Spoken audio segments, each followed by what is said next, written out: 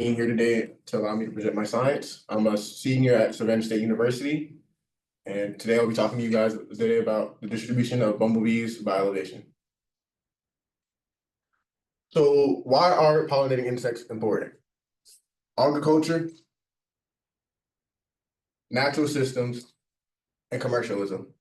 When you go into the grocery store, say at Publix, and you go into the produce section, you got your greens, your veggies, everything. Everything in that section has to do with our pollinators, our fruit, our vegetables, and that's where they come into importance in agriculture, natural systems, and commercialism.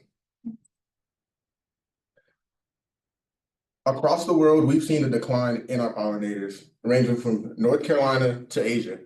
Papers have been released talking about the decline in bumblebees, such as from stressors such as bee-killing pesticides, disease, mites, and food availability. So our hypothesis and climate change. So one of our hypotheses are bees moving up or down gradients due to climate change? Are they adapting?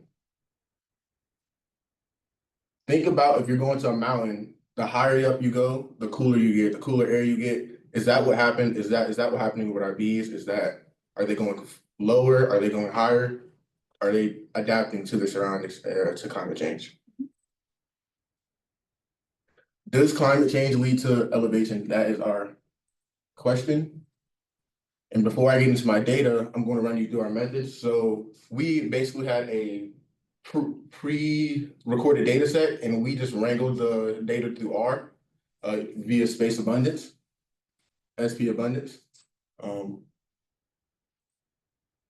This is one of three. This is by day of year. So this figure shows the dotted line being the little to no correlation. So we want to get either on the left side of that dotted line or the right side of that dotted line. The right side being a positive correlation, the left side being a negative. And by day of year, we do see that our mixed list has our strongest correlation with them. You're seeing less of them later on in the year. This is our run one of our elevation. I'm going to give you guys a second to look at it.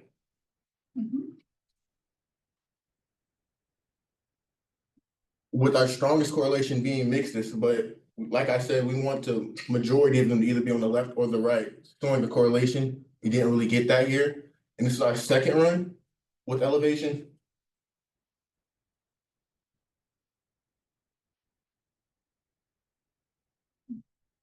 And here again, we got probably our strongest correlation with flavored fronds.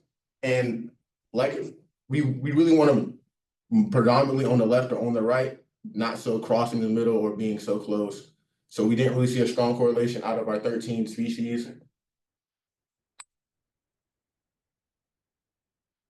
And for the future of this study, I proposed a controlled room. So say a room with a hive or a nest of bees, and just controlling that temperature and seeing how they react. Because I feel like as if in the wild, they can't really get that raw reaction with a rapid change. And we know they have adaptations such as flapping their wings at the door to cool off the nest and particularly do it to appease the queen. And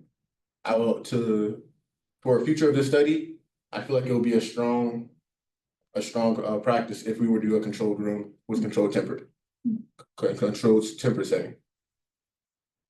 So now we'll get into my goals this summer. Coming into the summer, I'm a marine scientist at my home institution, Savannah State University.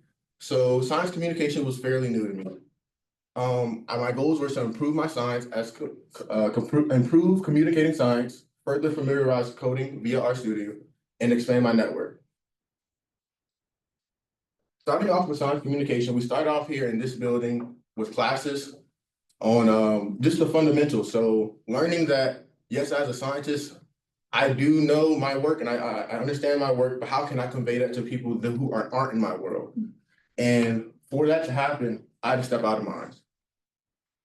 So like Jolene said earlier, we did get a chance to communicate science of a person we interviewed. I interviewed Reedham. He's a SE CASC member, and he was a co-author of a work that focused on prescribed burning. Prescribed burning was fairly new to me. Coming from South Carolina, I didn't know all too much about it. I've heard about it just being in the world of science since I got in college. And I thought it was predominantly a practice in California on the West Coast, places that are prone to those large wildfires.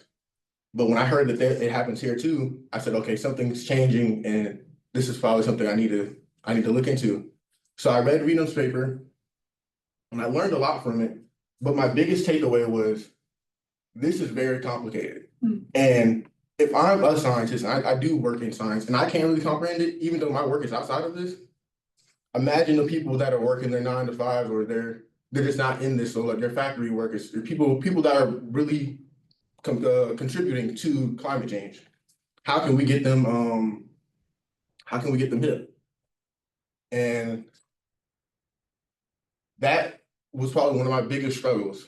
But outside of that, I didn't even go back. Oh yeah, we can go use the next one. Yeah. There we go. Yeah, that was one of my biggest struggles, and I feel like this summer I definitely got to working with Reading was one of the highlights, and I feel like that's when I grew the most, knowing that when I go back to my home institution, Savannah State, I'll be able to better communicate science working with LMR, CSE, and NOAA corporations. Networking. This internship was there was no shortage of, I'll say, field days and networking. We had lunches at RTP, lunch and learns, with about 13 students across the triangle that were doing internships at Duke, UNC, Chapel Hill. It was awesome. They were great people, awesome people. And NC State, Michelle and Gabrielle they never hesitated to open up their network to us, meeting people such as Jeff at SE CASC, and it was awesome. These are a couple pictures from my favorite field day experiences. On the right, this is me after getting stung by a bee. It was like the intuition. I was kind of already in a mood, but I think here I was looking at a bee. I was pretty fascinated. That was an awesome day with Miss Kim. She was awesome. And this on the left, we have our Morehead City Skipper Butterfly Day out in Morehead City, and that was an awesome day. Going out there in the dunes and looking for skipper butterflies with them was awesome. It was a great experience. And before I conclude, I would like to acknowledge all of my Miss Michelle, Miss Gabrielle, and Jolene, and everybody here. It's been an awesome summer, awesome 10 weeks with you all. And I said this, I can't stress this enough. I put it in my summer recap blog. I genuinely feel like 12 people could come into this internship and get a total different experience, but they'll all come out getting what they needed and getting help in their weak points. I definitely feel like I accomplished that this summer. I want to thank you all. Are there any questions?